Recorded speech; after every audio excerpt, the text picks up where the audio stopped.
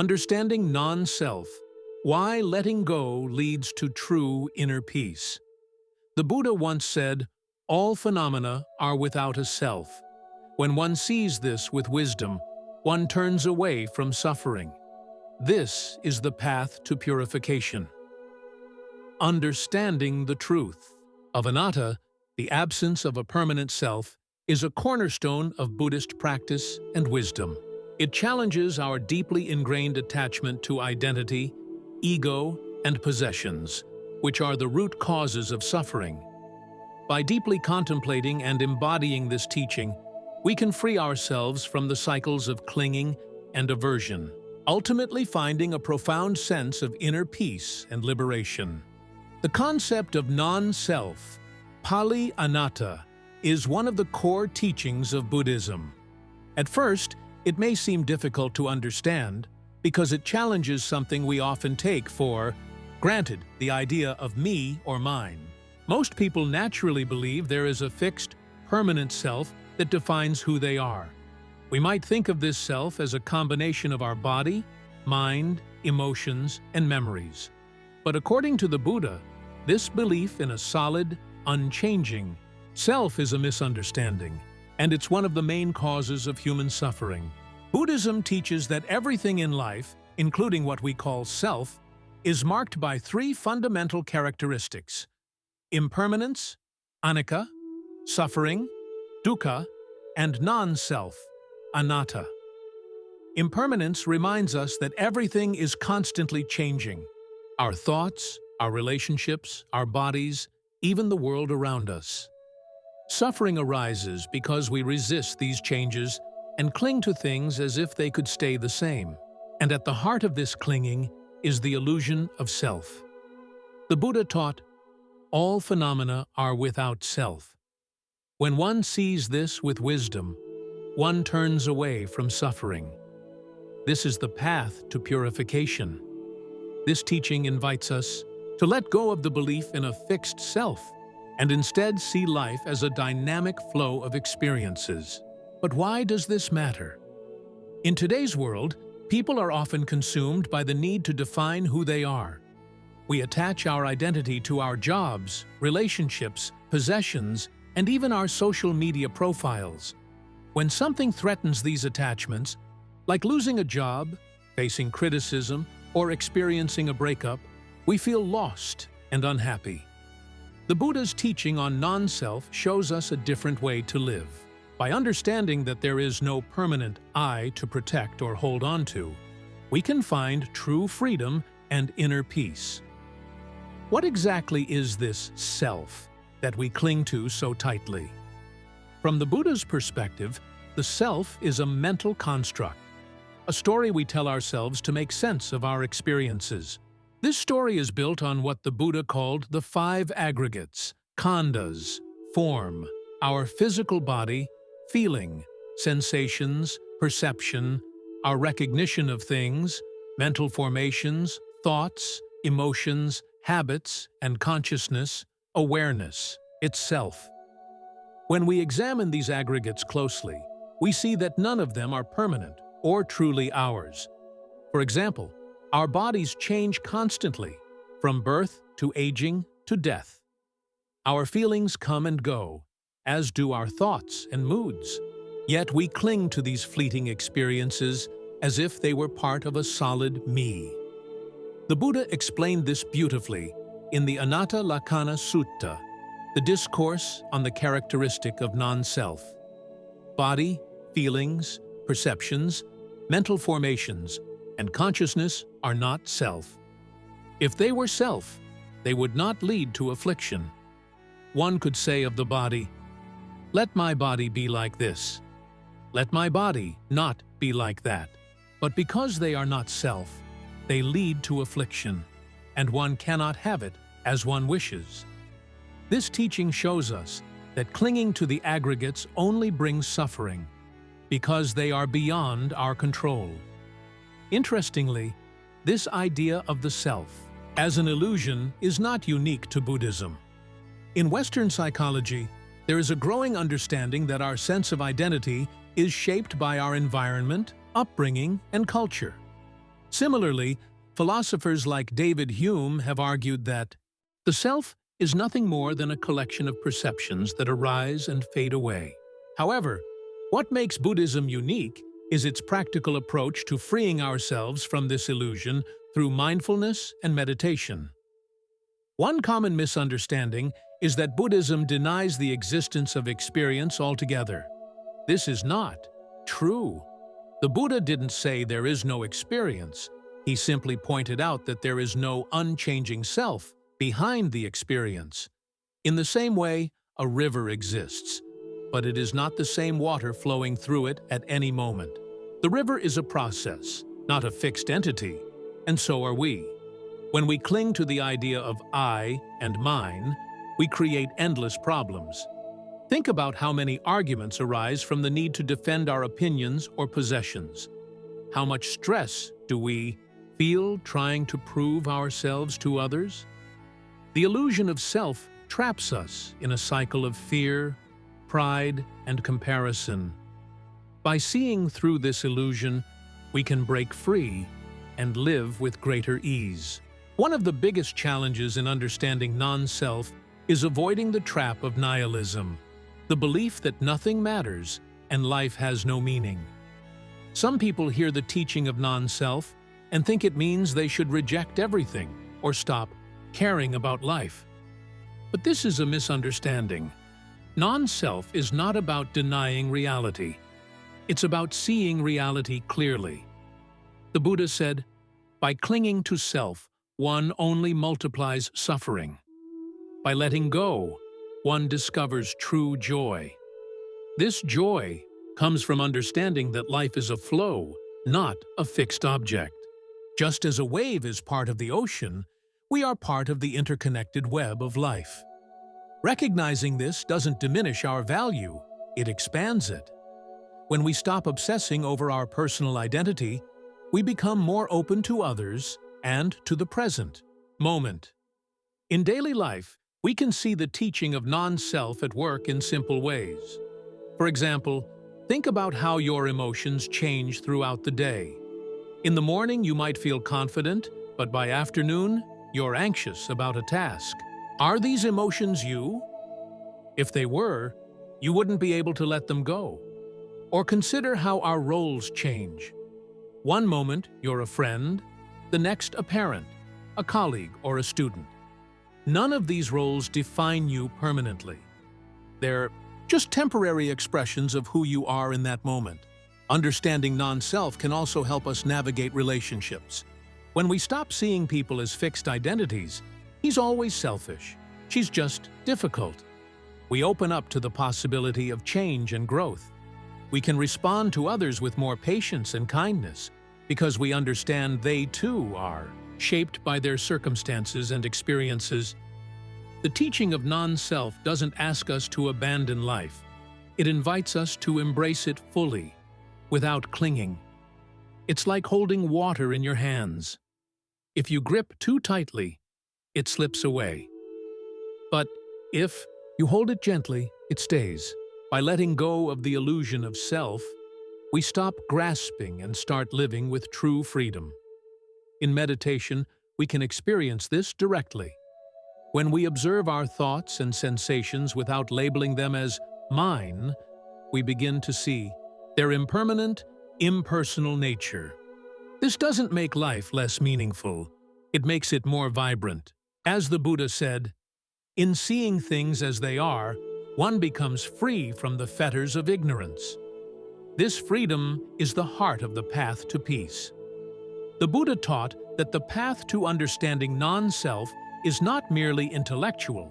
It requires direct experience. Meditation, particularly insight meditation, vipassana, is a powerful tool for uncovering the truth of non-self in our daily lives. Through careful observation of our thoughts, feelings, and sensations, we begin to see how impermanent and impersonal they really are. One foundational practice in vipassana is observing the breath. As we focus on the inhale and exhale, we notice how each breath arises and fades away naturally. The breath is not something we control. It happens on its own. This simple practice is a gateway to understanding impermanence and the lack of a fixed self. The Buddha said, "Just as a monkey swinging through the forest grabs one branch and lets it go to seize another, so too, that which we call consciousness arises and ceases continuously." Another method involves observing sensations in the body. By scanning the body from head to toe, we notice how sensations, such as warmth, tingling, or tension, appear and disappear. These sensations are not ours. They are simply processes unfolding. This practice helps us loosen our attachment to the body as me or mine. A deeper meditative technique focuses on analyzing the 5 aggregates, the building blocks of what we perceive as self. For instance, if we examine the aggregate of form, our body, we see that it is made up of elements like bones, muscles, and skin, all of which are subject to decay. Similarly, when we look at feelings or perceptions, we notice they constantly change. By breaking down these aggregates through contemplation, we begin to realize there is no permanent controller or I behind them. This understanding can feel unsettling at first, but as we continue to meditate, it becomes liberating. Without a fixed self to defend or protect, we experience life with greater ease and openness. The Buddha encouraged this practice, saying, "Meditate, do not delay, lest you later regret it." Those who meditate with diligence will reach liberation. One of the most profound realizations on the Buddhist path is that letting go of the illusion of self leads to true peace. When we stop clinging to the idea of I and mine, we free ourselves from unnecessary struggles. The Buddha described this state as nibbana, a liberation from suffering and the cycle of attachment. Think about how much stress comes from trying to define ourselves. We constantly worry about how others perceive us, whether we are successful enough or if we are meeting certain expectations. These pressures stem from the illusion of self, but when we see that there is no fixed self to maintain, these worries start to dissolve. As the Buddha said, clinging to what is not yours brings sorrow. Letting go brings joy. Living without the burden of self-centered thinking also transforms our relationships. Without the need to protect an ego, we can approach others with greater compassion and understanding. For example, if someone criticizes us, we don't have to take it personally. Instead, we can see their words as a reflection of their own experiences and emotions, not as an attack on us. Letting go doesn't mean we stop caring about life. It means we stop clinging to it. Imagine holding a bird in your hands. If you grasp it tightly, you harm the bird and yourself. But if you hold it gently, both of you are free. The same principle applies to our sense of self. By releasing our grip, we allow life to flow naturally, without unnecessary tension. The ultimate liberation, as taught by the Buddha, comes from fully realizing non-self. This realization is not an abstract concept. It is a lived experience. It is the freedom from clinging to anything as I or mine. The Buddha said, "There is no fire like passion, no chain like hatred, no net like delusion. To overcome these is to find peace. Peace arises when we let go of the causes of suffering and live with an open heart." Understanding non-self is not just a philosophical exercise, it's a practical guide for living. In our modern world, this wisdom can help us navigate relationships, work, and even creativity with greater balance and freedom. Take relationships, for example. Many conflicts arise from possessiveness or expectations. We think, this person should act a certain way because they are my partner, friend, or family member. But when we let go of these rigid ideas, we create space for genuine connection. The Buddha taught, to love without clinging is to love truly. By seeing others as ever-changing beings, just like ourselves, we can relate to them with more kindness and patience. At work, understanding non-self can help us let go of perfectionism and fear of failure. When we stop tying our identity to our achievements, we free ourselves to focus on the process rather than the outcome. This shift not only reduces stress, but also enhances creativity. Without the pressure of proving ourselves, we can approach tasks with curiosity and joy. Even our view of success changes when we embrace non-self. Instead of chasing status or material wealth, we find fulfillment in the present moment. We see that happiness doesn't come from accumulating possessions or accolades. It comes from letting go of the need to be something or someone. Applying non-self in daily life also makes us more resilient. When we face challenges or setbacks, we understand they don't define us. Like waves on the ocean, difficulties arise and pass away. By staying grounded in this understanding, we can face life's ups and downs with equanimity. The Buddha's wisdom offers us a timeless reminder. Just as the ocean does not overflow with incoming rivers, so the wise remain steady in the face of praise or blame, gain or loss, joy or sorrow. This steadiness comes from seeing through the illusion of self and living with greater freedom and peace. The journey to understanding non-self is not without challenges. It's natural to feel resistance or confusion when faced with teachings that question the very foundation of how we perceive ourselves. The Buddha understood this and often spoke to his followers about the common difficulties on the path. One of the biggest challenges is the fear of losing identity. Many people worry, if there's no self, then who am I? Does life even have meaning? This fear stems from deeply ingrained habits of identifying with the I and mine. But the Buddha reassured us that letting go of self does not lead to emptiness or meaninglessness. On the contrary, it leads to greater clarity and freedom. He said, "The wise person, having abandoned identity, transcends fear. Free from self, they find peace." To navigate this fear, it's helpful to approach the teaching of non-self gradually. Instead of trying to fully grasp it all at once, we can begin by observing small moments in daily life. For example, notice how emotions like anger or sadness arise and pass away. They feel overwhelming in the moment, but they don't last forever. Realizing this impermanence can help us loosen our attachment to them as part of who we are. Another common challenge is balancing spiritual insights with practical responsibilities. In our daily lives, we still need to make decisions, take care of loved ones, and fulfill obligations. Understanding non-self doesn't mean abandoning these roles. It means approaching them with less attachment. The Buddha taught, even as one works in the world, let them live with mindfulness and understanding, unshaken by the tides of change.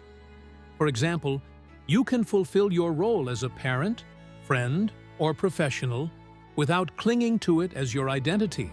See these roles as temporary and fluid, like clothes you wear for a specific occasion. When the occasion changes, you can let go without resistance. This flexibility allows you to respond to life's demands with more wisdom and compassion.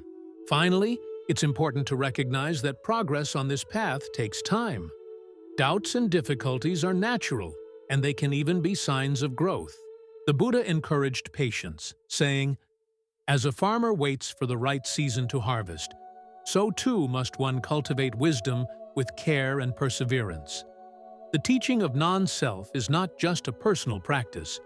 It has profound implications for how we relate to the world. At its core, non-self challenges the divisive boundaries we create between self and other, us and them. By understanding that there is no fixed self, we begin to see all beings as interconnected. One area where this understanding is especially transformative is in overcoming divisive identities like nationality, race, or religion. These labels often create separation and conflict, but they are ultimately based on the illusion of self. The Buddha said, "In the seen there is only the seen. In the herd, only the herd. When one sees without attachment, they go beyond the dualities of I and you." This doesn't mean we ignore cultural or individual differences. Instead, it means we stop clinging to them as absolute. We recognize that all beings share the same fundamental experiences of seeking happiness and avoiding suffering. This shared humanity becomes the basis for compassion and ethical living. For example, when we understand non-self, we are less likely to judge others based on superficial identities. We can approach people with openness and curiosity, seeing them as dynamic and ever-changing, just like ourselves. This perspective fosters greater empathy and reduces conflict. The teaching of non-self also inspires a commitment to social and environmental causes. When we see that we are not separate from the world around us, we feel a natural responsibility to care for it. The Buddha taught, "As a mother protects her only child, so with a boundless heart, one should cherish all living beings." By letting go of ego-driven desires, we can act with greater compassion and wisdom for the benefit of all. Imagine a world where people no longer cling to the illusion of self. There would be less greed, less hatred, and less fear. Instead, there would be a shared sense of belonging and purpose. This is the vision the Buddha offered. A world where understanding non-self becomes the foundation for harmony and peace. The journey to understanding non-self is not a one-time event. It is an ongoing process. The Buddha often described this path as one of continuous mindfulness, inquiry, and letting go. He said, "Just as the ocean has a single taste, that of salt, so too does my teaching have a single taste, the taste of liberation." Understanding non-self is not about rejecting life. It's about living it more fully. When we see through the illusion of self, we stop clinging to what cannot be held, and we begin to embrace the present moment with greater clarity and ease.